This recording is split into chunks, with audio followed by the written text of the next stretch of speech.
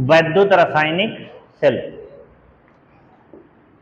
तो देखिए पहले तो यही अगर आपसे पूछ लें हम कि वैद्युत रासायनिक सेल होता क्या है, पहले आप ये बताओ सेल क्या होता है। सबसे बड़ी बात तो ये है कि सेल क्या होता है। सेल पता है, कैथोड और एनोड को जोड़ देंगे तो वो सेल हो जाएगा। तो सेल, हर सेल में वो चीज होती है, लेकिन सेल की परिभाषा बताओ आप। तो देखो सेल क्या है, जैसे आप घड़ी वाली सेल देखे हो ना, है तो घड़ी वाली सेल लगाते हो वो सेल है, ठीक। अब उसको कभी फोड़े हो, उसके अंदर क्या निकलता है, उसके अंदर वो जो काला काला निकल रहा है ना, वो केमिकल है, ठीक है। वो क्या है, वो केमिकल है। तो उसके अंदर क्या भरा होता है, केमिकल भरा होता है, ठीक है। तो वो केमिकल भरा होता है, उसको जब आप सेल या सेल में या घड़ी में लगाते हो तो आपको क्या मिलता है, या बल्ब जलाने के लिए लगाते हो तो आपको विद्युत ऊर्जा मिलती है कि नहीं। तो इसका मतलब सेल की परिभाषा यही हो गई, या वैद्युत रासायनिक सेल, जो ये सेल का एक प्रकार है, ये क्या करता है, आपके रासायनिक ऊर्जा को, याद रखना, जो उसके अंदर केमिकल भरा हुआ है काला काला, उसके अंदर क्या है, वो रासायनिक ऊर्जा है, जो रासायनिक ऊर्जा को विद्युत ऊर्जा में बदलता है, वो क्या कहलाता है, वैद्युत रासायनिक सेल कहलाता है। यानी उसके अंदर हम लोग रसायन यानी केमिकल रखेंगे, केमिकल में कुछ अभिक्रियाएं होंगी और उन अभिक्रिया के फलस्वरूप आपको क्या मिलेगी, वैद्युत ऊर्जा मिलेगी, जिससे आपकी क्या है, बल्ब आपका जलने लगेगा, ठीक है। तो नाम में लिखा हुआ है वैद्युत रासायनिक, रासायनिक मतलब रासायनिक ऊर्जा को वैद्युत ऊर्जा में जो बदलेगा वो कौन है, वैद्युत रासायनिक सेल होता है, ठीक है। तो इसको हम लिख सकते हैं, वह युक्ति जो रासायनिक ऊर्जा को किसमें बदलेगा, वैद्युत ऊर्जा में परिवर्तित करता है या परिवर्तित करती है,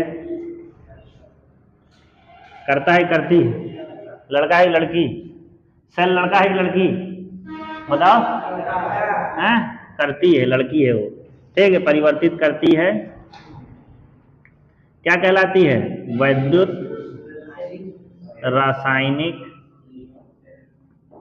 सेल कहलाती है, ठीक है। तो वह युक्ति जो रासायनिक ऊर्जा को वैद्युत ऊर्जा में परिवर्तित कर देगी, यानी आपके केमिकल एनर्जी को किस में बदलेगी, इलेक्ट्रिकल एनर्जी में विद्युत ऊर्जा में बदलेगी, वो क्या कहलाएगी, वैद्युत रासायनिक सेल कहलाती है। सेल हमने आपको बताया था ना कैसे बनता है, एक इलेक्ट्रोड रहेगा, दूसरा इलेक्ट्रोड रहेगा, इन दोनों को आप क्या कर देंगे, जोड़ देंगे, तो ये क्या बन जाएगा, सेल बन जाए। अब हमको बात करनी लड़कों वैद्युत रासायनिक सेल। तो नाम से पता चल रहा है वैद्युत रासायनिक सेल का मतलब वह सेल जिसमें होगा क्या, याद रखिएगा, जिसमें रासायनिक ऊर्जा किसमें बदलेगी, रासायनिक ऊर्जा बदलेगी वैद्युत ऊर्जा में, ठीक। तो इतना तो बताए ही कि रासायनिक ऊर्जा बदल रही है वैद्युत ऊर्जा। अब ये रासायनिक ऊर्जा आई कहां से, तो आपने इसके अंदर क्या डाल रखा है, केमिकल, जैसे यहाँ पे जिंक सल्फेट है ZnSO4, तो क्या सिर्फ केमिकल डालने से होगा, तो केमिकल डालने से नहीं, जब आपने उसमें केमिकल डाल रखा है, रसायन डाल रखा है, तो उसमें क्या होता है लड़कों, कुछ रिएक्शन होती है, उनमें क्या होंगी, कुछ अभिक्रियाएं होंगी, और उन रिएक्शन को हम लोग कहेंगे रिडॉक्स अभिक्रिया। अब पहले यहीं पे बताओ कि ये रिडॉक्स अभिक्रियाएं क्या होती है। तो इसके अंदर ये जो रासायनिक ऊर्जा है ये वैद्युत ऊर्जा में बदलेगी, परंतु रासायनिक ऊर्जा किसके माध्यम से, रिडॉक्स अभिक्रियाएं होंगी उसके अंदर, और उन अभिक्रियाओं के फलस्वरूप जो रासायनिक ऊर्जा उत्पन्न होगी वो किसमें बदल जाएगी, वैद्युत ऊर्जा। तो रिडॉक्स अभिक्रियाएं क्या होती हैं बताइए, कक्षा 11 का है। तो रिडॉक्स अभिक्रियाएं वे अभिक्रियाएं होती हैं जिनमें दो चीजें होती लड़कों, एक होता है ऑक्सीकरण और दूसरा होगा आपका अपचयन। क्या होता है, ऑक्सीकरण और अपचयन। जिस अभिक्रिया में ऑक्सीकरण और अपचयन दोनों अभिक्रियाएं हों साथ साथ, उस अभिक्रिया को हम लोग कौन सी अभिक्रिया कहते हैं? रेडॉक्स। इसको हिंदी में भी रेडॉक्स ही लिखते हैं, ठीक है। तो आप रा और ए की मात्रा डॉक्स ऐसे लिख लेना। तो रेडॉक्स अभिक्रियाओं में ऑक्सीकरण और अपचयन दोनों साथ साथ होगा। अब बात आई कि ऑक्सीकरण होता क्या है, ये बताओ। तो ऑक्सीकरण जो होता है, याद रखना, अगर आपका कहीं से इलेक्ट्रॉन का त्याग हो रहा हो, यानी कहीं पर इलेक्ट्रॉन निकल रहा हो, तो उस जगह को हम क्या कहेंगे? वहां पर ऑक्सीकरण हो रहा है। जहां पर इलेक्ट्रॉन का त्याग होगा उसे हम ऑक्सीकरण कहेंगे, और कहीं पर इलेक्ट्रॉन का जुड़ना हो रहा होगा तो उसे हम क्या कहेंगे? अपचयन। त्याग का मतलब निकलना। अगर इलेक्ट्रॉन निकल रहा है तो वो ऑक्सीकरण, और जहां पर इलेक्ट्रॉन जुड़ रहा है उसे अपचयन, और अगर दोनों चीजें एक साथ होती हैं तो उसे रेडॉक्स अभिक्रिया। इस वैद्युत रासायनिक सेल में दोनों चीज होगा, कहीं से इलेक्ट्रॉन क्या होगा? आपका निकलेगा, और कहीं दूसरी जगह जाके वो क्या होगा? जुड़ जाएगा। अब देखो यहां पर क्या है, ये आपका एक इलेक्ट्रोड बनाया गया है। किस तरह? जिंक की छड़ को जिंक सल्फेट के विलयन में डुबा दिया गया है। तो इलेक्ट्रोड इसी तरह बनता था ना, किसी धातु को उसी के विलयन में डुबा देते थे। तो जिंक एक क्या है? धातु है, उसको उसी के विलयन में क्या कर दिया गया? डुबा दिया गया। इधर दूसरा एक इलेक्ट्रोड बनाया गया था कापर वाला, कापर की छड़ को कापर सल्फेट यानी इसी के विलयन में डुबा दिया गया था। अब इन दोनों को अलग अलग क्या थे? ये इलेक्ट्रोड, इन दोनों को जोड़ दिया गया, और यहाँ पर क्या है? वोल्टमीटर आप लगा सकते हो। तो यहाँ पर क्या है? जोड़ दिया, तो ये क्या बन गया लड़को? सेल, ठीक है। अब यहाँ पर एक बीच में चीज बनी हुई है, ये देखो, ये एक तुमको पुल जैसा लग रहा है कि नहीं? ठीक है। तो ये जो आपका है ये एक पुल जैसा लग रहा होगा, इसीलिए इसका नाम सेतु है। इसका नाम क्या होगा? लवण सेतु। लवण का मतलब होता है सॉल्ट, और सेतु माने ब्रिज। तो ये क्या है लड़को? आपका सॉल्ट ब्रिज है। नाम से पता चल रहा है, ब्रिज माने पुल, और सॉल्ट का मतलब कोई लवण यानी कोई केमिकल इसके अंदर भी भरा हुआ है। तो इसके अंदर मान लो यहाँ पर अभी कौन सा विलयन भरा है? KCl भरा है। कौन सा सॉल्ट भरा है? KCl, ठीक है, पोटेशियम क्लोराइड भरा है, ठीक है। अब देखो होता क्या है, ये इलेक्ट्रोड अलग था, अब इसकी क्रिया विधि देखो, इसके वर्णन में यानी क्या क्या है इसके अंदर? तो दो इलेक्ट्रोड है, एक जिंक का है और एक क्या है? आपका कापर का है। उसके बाद दोनों को किससे जोड़ दिया जाता है? एक तार से, और एक वोल्टमीटर लगा देते हैं नापने के लिए। अगर धारा आएगी तो आप मीटर लगा दो, धारा नपेगा, विक्षेप पता चलेगा। जब ये इधर घूमेगा तो समझ जाएंगे इसमें क्या है? करंट दौड़ रही है। अब इसके बाद यहाँ पे एक लवण सेतु लगा देते हैं जिसके अंदर KCl का विलयन भर दिया जाता है। अब बात आई कि इसका काम, ये काम कैसे करता है, ठीक है। याद रखिएगा, जब इन दोनों को आप तार से जोड़ेंगे, दो धातुओं को आपने किससे जोड़ा? तार से जोड़ा। तो ये जो जिंक वाली होती है, जिंक और कापर, अभी इसके बाद हम पढ़ाएंगे आपको वैद्युत रासायनिक श्रेणी। कक्षा 10 में भी था और कक्षा 11 में भी था, लेकिन कक्षा 10 वाला भूल गए होगे और कक्षा 11 वाला तुम लोग पढ़े ही नहीं होगे। मिला जुला के यही हाल होता है। 10 में लड़का पढ़ा रहता है, पूरा माइंड यहाँ से खत्म हो जाता है। 11 में वही चीज ध्यान ही नहीं देगा, और 12 में चीजें लगने लगेंगी, बौरा जाएगा वो, ठीक है। तो उसके लिए क्या है, थोड़ा सा केवल रिवीजन कराएंगे। वैद्युत रासायनिक श्रेणी देखे थे, बहुत सारे धातु और अधातु क्या है, एक क्रम में रखे होते हैं, उनका मानक इलेक्ट्रोड विभव अलग होता है। जो सबसे ऊपर धातु होती है वो ज्यादा अभिक्रियाशील, और जो उसके नीचे होती है वो कम अभिक्रियाशील। और इसी तरह एक क्या है, आपकी वैद्युत रासायनिक श्रेणी बनी होती है। तो जिंक और कॉपर दोनों में सबसे ज्यादा अभिक्रियाशील कौन होता है लड़को? जिंक। याद रखिएगा, ये क्या है, ये ज्यादा क्या है, अभिक्रियाशील है। तो जिंक और कॉपर को जब जोड़ा जाता है तो जिंक जो है आपकी ज्यादा अभिक्रियाशील होती है। तो जिंक क्या करती है पता है? जो अभिक्रियाशील है ये हमेशा अभिक्रिया करने की कोशिश करेगी। तो ये अभिक्रियाशील है तो ये क्या करेगी, ये आपकी जो जिंक है ये तुरंत कोशिश करेगी कि हम अपना इलेक्ट्रॉन किसी को दान दे दें। तो याद रखिएगा, ये जो जिंक है ये तुरंत अपना 2 इलेक्ट्रॉन क्या कर देगा, दान दे देगा। और दान जैसे ही देगा तो ये 2 इलेक्ट्रॉन कहां जाने लगेगा, इस तरह आगे तार में क्या है, इस तरह आगे की तरफ बढ़ने लगेगा। तो यानी पहले स्टेप पे हुआ क्या लड़कों कि जो आपका जिंक था यहाँ S लिख रहे हैं, इसका मतलब सॉलिड, सॉलिड का मतलब ये वाला क्षण जिंक था, इसने क्या किया अपना 2 इलेक्ट्रॉन क्या कर दिया, त्याग दिया यानी निकाल दिया। जब ये 2 इलेक्ट्रॉन निकाल दिया है तो इस पर कितना चार्ज आ जाएगा, 2 प्लस का चार्ज। ठीक है, तो जिंक सबसे पहले क्या काम करेगा, अपने 2 इलेक्ट्रॉन निकाल देगा, 2 इलेक्ट्रॉन निकालेगा तो इसके ऊपर 2 प्लस चार्ज आ जाएगा और ये जिंक जो है जिंक +2 में बदल जाएगा। और +2 का मतलब ये क्या है, आयन है। और जिंक +2 जो किसके अंदर चला जाएगा लड़कों, इस विलयन के अंदर चला जाएगा। और विलयन के अंदर चला गया तो यहाँ AQ लिख देंगे। AQ का मतलब होता है एक्वस, AQ जहां लिखा रहेगा इसका मतलब है एक्वस, एक्वस का मतलब है उस सॉल्यूशन के अंदर गया हो।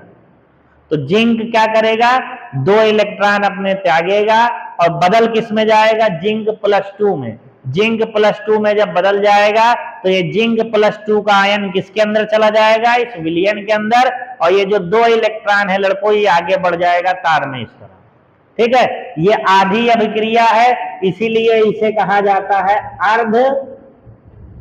और ये हुआ क्या, इसने इलेक्ट्रॉन त्यागे हैं तो ये ऑक्सीकरण हुआ, तो इसको कहेंगे अर्ध ऑक्सीकरण अभिक्रिया।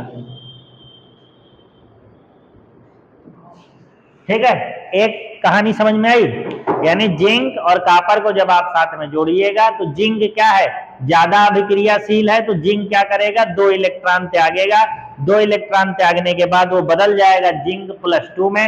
जिंक +2 का आयन इस विलयन के अंदर चला जाएगा और ये जो 2 इलेक्ट्रॉन है लड़कों वो तार से क्या है, आगे बढ़ जाएगा। अब यहाँ पर ये जो 2 इलेक्ट्रॉन था वो गया इस जगह पर, इस जगह पर 2 इलेक्ट्रॉन। अब यहाँ पर देखिए कॉपर सल्फेट का विलयन है, तो कॉपर सल्फेट का विलयन है तो इसका मतलब Cu+2 इसके अंदर है और SO4 2- इसके अंदर है, इसी के अंदर। और यहां पर आपका जिंक +2 भी था और SO4 2- था, यहां से जिंक +2 और आ गया। ठीक, यहां पर Cu+2 है, SO4 2- है। ये इलेक्ट्रॉन पे कैसा चार्ज है लड़कों, माइनस। ये यहां पर आएगा इस क्षण के पास, तो यहां पर आएगा तो किसको बुलाएगा अपने पास, क्योंकि ये माइनस है तो प्लस वाले को आकर्षित करेगा ना। फिजिक्स में पढ़े हो कि एक माइनस वाली चीज एक प्लस वाली चीज को क्या करती है, आकर्षित। तो ये किसको बुलाएगा, Cu+2 को बुलाएगा। यानी ये जो आपका Cu+2 वाला था, ऊपर लिख दे +2, कहां पे था, एक्वस में था, वो अब 2 इलेक्ट्रॉन के पास चला जाएगा, यानी 2 इलेक्ट्रॉन उसको अपनी तरफ आकर्षित कर लेगा। यहां पर 2 प्लस है, यहां 2 माइनस है, ये एक दूसरे से कट जाएंगे, केवल क्या बना देगा, Cu। और ये किस तरह बन जाएगा, ठोस बन जाएगा, सॉलिड बन जाएगा। इसको हम लोग कहते हैं अर्ध अपचयन अभिक्रिया, इसको कहेंगे अर्ध अपचयन अभिक्रिया। ठीक है, तो यानी काम ये हुआ कि कॉपर ने, जिंक ने क्या किया, 2 इलेक्ट्रॉन आगे थे, आगे जिंक +2 बन के इसके अंदर चला गया। यहां पर ये 2 इलेक्ट्रॉन आए, आगे की तरफ बढ़े, जब इस जगह गया तो यहां पर Cu+2 SO4 2- था, Cu+2 को अपने ओर आकर्षित करेगा, उससे जुड़कर क्या बना लेगा, Cu सॉलिड बना लेगा। अब आपका इलेक्ट्रॉन किधर से निकला है, इस साइड से, और गया किधर, इस साइड से। तो इधर हुआ क्या, इधर हुआ आपका इलेक्ट्रॉन का प्रवाह। इलेक्ट्रॉन का प्रवाह किधर को हुआ, इस साइड को। और हमेशा याद रखो इलेक्ट्रॉन का प्रवाह किधर को क्या कहते हैं, वैद्युत धारा। तो इस साइड को अगर इलेक्ट्रॉन का प्रवाह होता है तो इसमें वैद्युत धारा किस साइड निकलती है, वैद्युत धारा इस साइड को बहती है, और वैद्युत धारा क्या है आपका, इधर बहने लगती है। इन दोनों को अगर हम लोग देखो इधर, इन दोनों को अगर जोड़ दें, जोड़ने पर तो ये 2E- इस 2E- से कट जाएगा। यहां पर क्या बचा, जिंक सॉलिड प्लस Cu+2 बदल जाएगा Cu सॉलिड प्लस जिंक +2 में। तो ये जो अभिक्रिया नीचे निकल के आ गई, इसको हम लोग कहते हैं सेल अभिक्रिया। क्या कहेंगे? सेल अभिक्रिया। तो यहां पर क्या है, इलेक्ट्रॉन का त्याग इधर हुआ, इलेक्ट्रॉन का प्रवाह इधर हुआ और धारा क्या हो गई आपकी, इधर बहने लगी। ठीक है, तो इस तरह ये सेल क्या होगा, अब यही काम बार बार होगा। 2 इलेक्ट्रॉन गए इधर से, कॉपर खींचा, फिर 2 इलेक्ट्रॉन इधर गए, कॉपर खींचा, 2 इलेक्ट्रॉन गए, कॉपर खींचा। तो इसी तरह बार बार इलेक्ट्रॉन का प्रवाह किधर होता रहेगा, इस साइड, और धारा आपकी किस साइड बहने लगेगी, इस साइड। धारा इस साइड बह रही है तो ये सेल इसी तरह आपको क्या करता है, विद्युत धारा देता है। देखो यहीं पे क्वेश्चन भी बनता है, ठीक है, यहीं पर क्वेश्चन भी बनता है और यहीं पर कॉन्सेप्ट भी है कि सर आपने सब कुछ तो बता दिया, ये इलेक्ट्रोड था, जोड़ दिया, फिर ऑक्सीकरण हुआ, 2 इलेक्ट्रॉन त्याग हुआ, 2 इलेक्ट्रॉन ग्रहण हुआ। यहाँ ऑक्सीकरण है तो अर्ध ऑक्सीकरण अभिक्रिया, यहाँ अपचयन है तो अर्ध अपचयन अभिक्रिया, दोनों को जोड़ दिया। ठीक है, तो क्या बन गया आपका, सेल अभिक्रिया बन गया। ये सब तो समझ में आ गया, लेकिन इसका तो अभी काम ही नहीं आया ना, तो ये क्वेश्चन अलग से ही पूछता है आपसे। पेपर में जब आएगा तो कहेगा वैद्युत रासायनिक सेल से आप क्या समझते हैं, या इसका सचित्र वर्णन करें और इसमें लवण सेतु की उपयोगिता बताइए, यानी इसका क्या काम है। अभी तक इसका कोई काम है, इसका काम नहीं है, तो क्या है, फर्जी लगा हुआ है। तो ये फर्जी नहीं लगा हुआ है, याद रखो। अब बताते हैं इसमें इसका काम क्या है। जैसे ये चीज ना होती तो क्या होता, ठीक, तो देखो ये चीज ना होती तो पहली चीज तो याद रखना कि इसमें लिखा हुआ सेतु, ठीक है। तो पहले तो देखो कोई सेल यहां से यहां तक ये ऐसे ऊपर ऊपर तो जुड़ गया, लेकिन जब भी हमको कोई परिपथ बनाना होता है लड़कों, तो ये जो है आपका खुला परिपथ है। बंद परिपथ कब होता है, जब इस तरह जुड़ा हो, ठीक है ना। जब पूरा यहां से कोई इलेक्ट्रॉन यहां से चले, यहां और यहां तक पहुंचे, तो इसको आप बंद परिपथ कहेंगे ना। भाई यहाँ पे आपका घर है, तो घर से आप यहां गए, स्कूल गए, और जब आप फिर घर पहुंच जाओगे तब आपका पूरा परिपथ कंप्लीट हुआ ना, तब आपका पूरा यात्रा कंप्लीट हुआ ना, कि यहां से सिर्फ एक ही साइड जाना है आपको। तो पहला काम तो इस लवण सेतु का जो कार्य पूछाता है, तो आप कहेंगे लवण सेतु की उपयोगिता या इसका कार्य पूछे, तो पहला तो आप यही कहेंगे कि परिपथ को क्या करता है, ये पूर्ण करता है। पहले तो ये परिपथ को पूरा करता है, जोड़ता है। ये यहां से यहां इलेक्ट्रॉन गया, अब यहां ये नहीं होगा तो ये दोनों एक दूसरे से जुड़ेंगे ही नहीं। तो पहला क्या है, परिपथ को पूर्ण करना। और दूसरी चीज देखो क्या है, दूसरी चीज क्या होता है, दूसरी चीज ही बहुत खतरनाक है। दूसरी चीज कहेंगे वैद्युत उदासीनता बनाए रखना।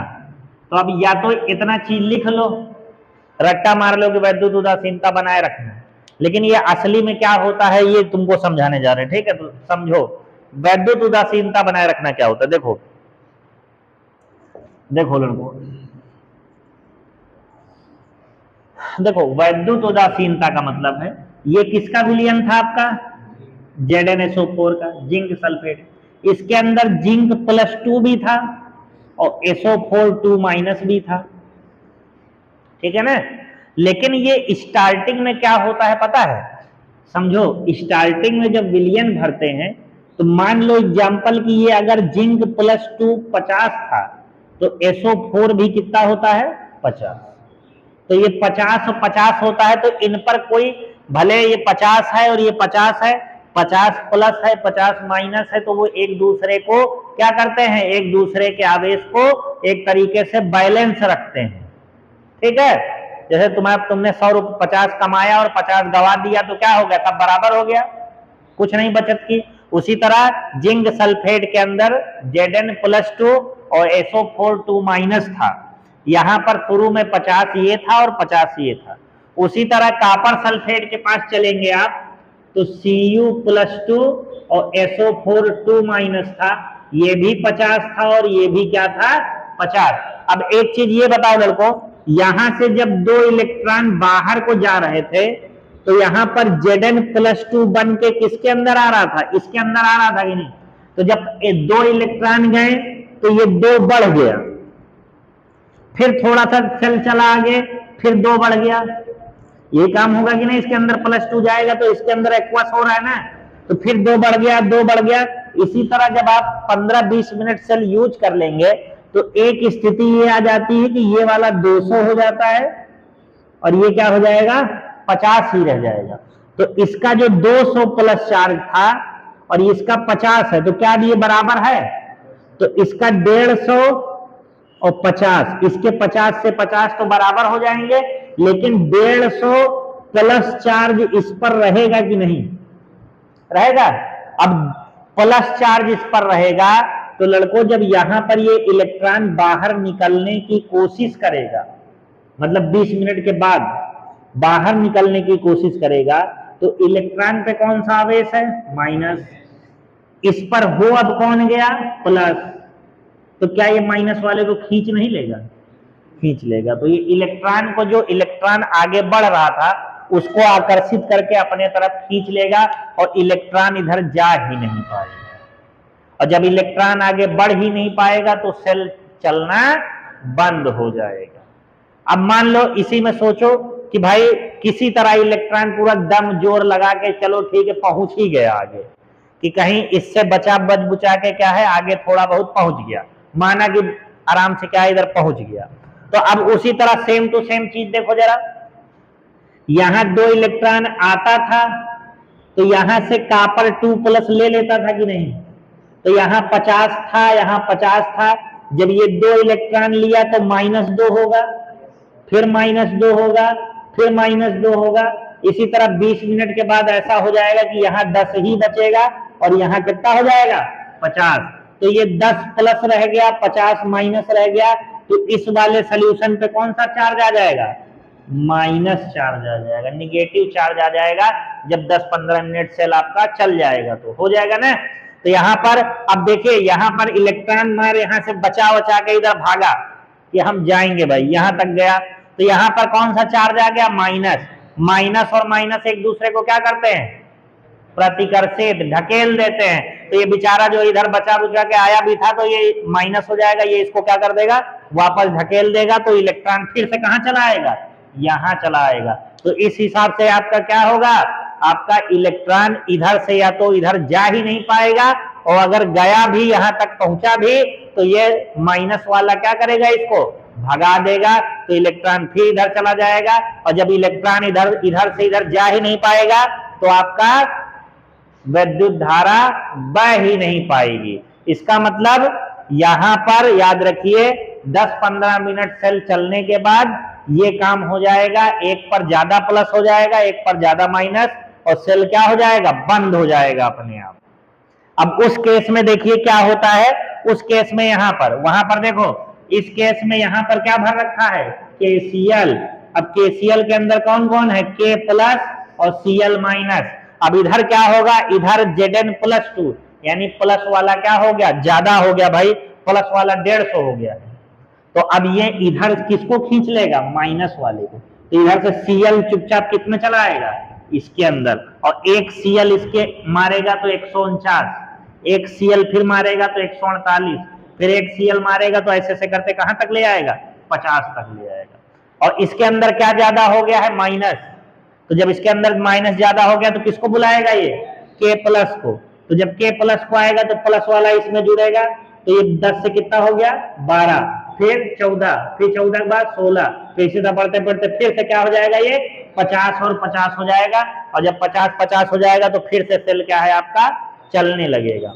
यानी इसी को कहते हैं वैद्युत उदासीनता बनाए रखना, कि जो प्लस और माइनस का अनुपात है वो बराबर होना चाहिए।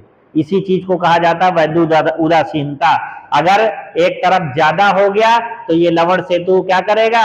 उसको बैलेंस कर देता है। तो इधर वाले को क्या कर देगा? बैलेंस कर देगा, ताकि आपका जो है सेल हमेशा उसी तरह क्या होता रहे?